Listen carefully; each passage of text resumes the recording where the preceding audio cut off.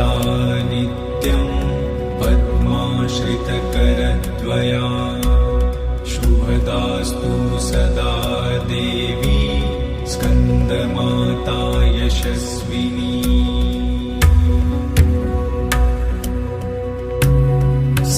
सिंहासनगता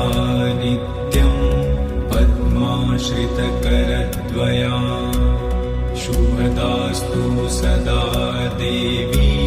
स्कन्दमाता यशस्विनी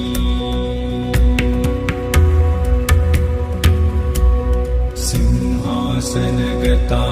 नित्यं पद्माश्रितकरद्वया